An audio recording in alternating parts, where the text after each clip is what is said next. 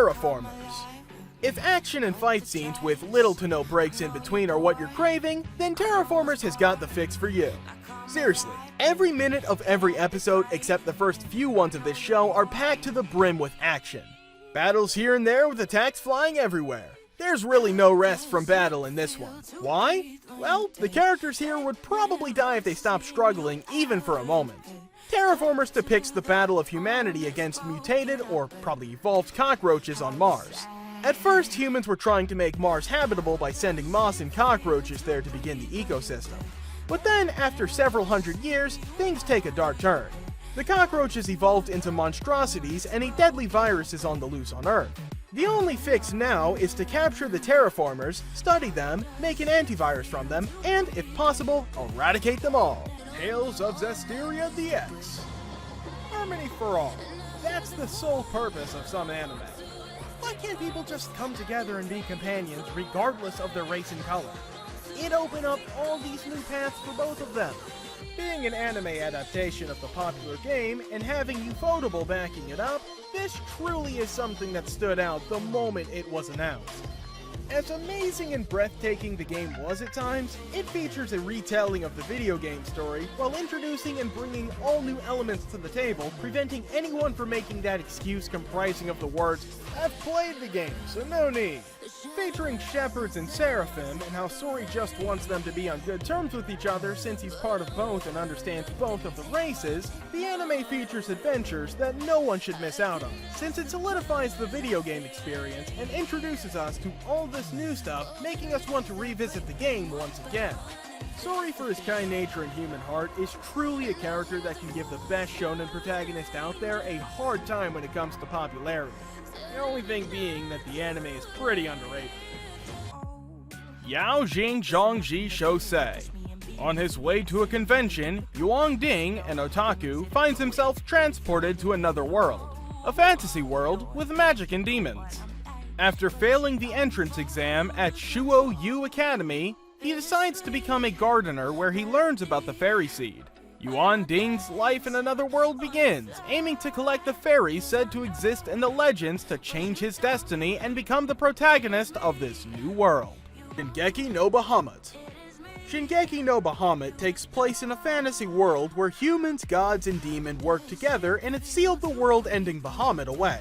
The key is split into two parts, and both the parts are kept with the demons and the gods respectively. Then we have our main character who steals the god key and kicks off her mighty adventure.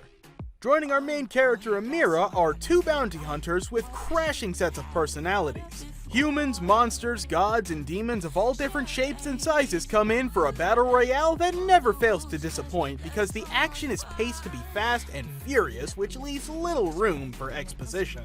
The art is really pretty and very nicely executed.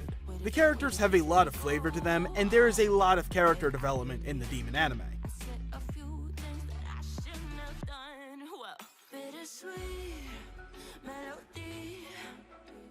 Claymore.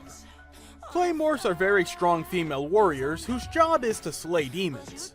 We have our badass demon-slaying cutie Claire, who is also the protagonist and one of the Claymores. The story follows her going from town to town, slaying demons with increasing difficulty, pretty standard. However, once you start to get to know her current self and compare it with the young Claire when she wasn't a Claymore, you would find it hard to believe that they are the same person. That's the true beauty of the show. The fight scenes are awesome and have superb animation quality. A lot of detail is put in every aspect of the show. This paired with the awesome heavy metal soundtrack, you get a very enjoyable experience. On top of that, Claire is one of the most badass female leads to ever exist, so you might just want to watch it for her. Be sure to give Claymore a try if you like action, as this is more of an action-driven demon anime. Da Zhu Zhai. Genres: action, adventure, historical, romance, martial arts, fantasy. The Great Thousand World. It is a place where numerous planes intersect. A place where many clans live, and a place where a group of lords assemble. The heavenly sovereigns appear one by one from the lower planes, and they will all display a legend that the others would desire as they pursue the road of being a ruler in this boundless world. In the endless fire territory that the Flame Emperor controls, thousands of fire blazes through the heavens. Inside the material realm, the power of the material ancestor frightens the heavens and the earth. At the West Heaven Temple, the might of the Emperor of 100 battles is absolute. In the northern desolate hill, a place filled with thousands of graves, the immortal owner rules the world. A boy from the northern spiritual realm comes out, riding on a 9 netherworld bird, as he charges into the brilliant and diverse world. Just who can rule over their destiny of their path on becoming a great ruler? In the Great Thousand World, many strive to become a great ruler. Dororo. Man, Dororo is probably a demon anime you all haven't seen before. It's about a kid who doesn't have any limbs or sensory organs. Basically, he's born without eyes, a nose, ears, or even skin. This is because his father had sacrificed him to the demons. Although, he is saved by a medicine man who provides him with prosthetics and weapons to help him survive.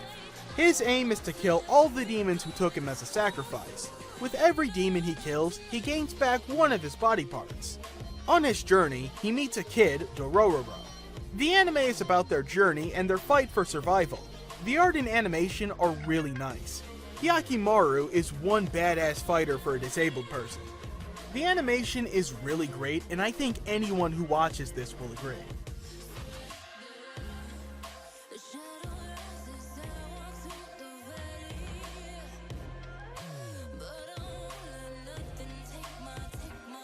Beelzebub.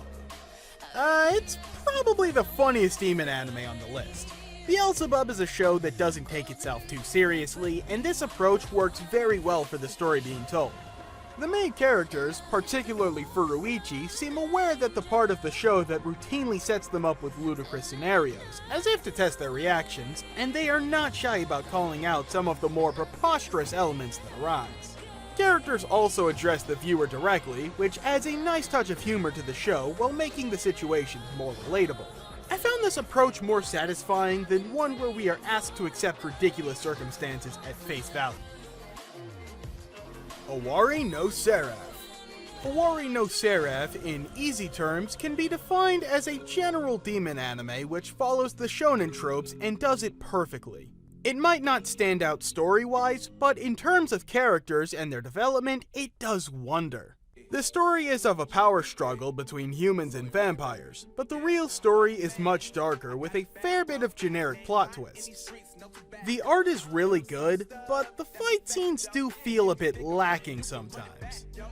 Humans on their own can't kill vampires, so they form a contract with the demon who takes the form of cursed weapons to fight demons.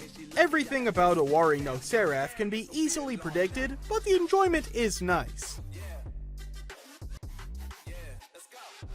Overlord. Overlord is the kind of demon anime you begin watching with some reservations. A popular MMORPG game traps its players inside, and the players now have to play the game where the consequences are quite real. Sound familiar? Well, that's exactly what happens in Overlord, but it sets a new stereotype in the genre.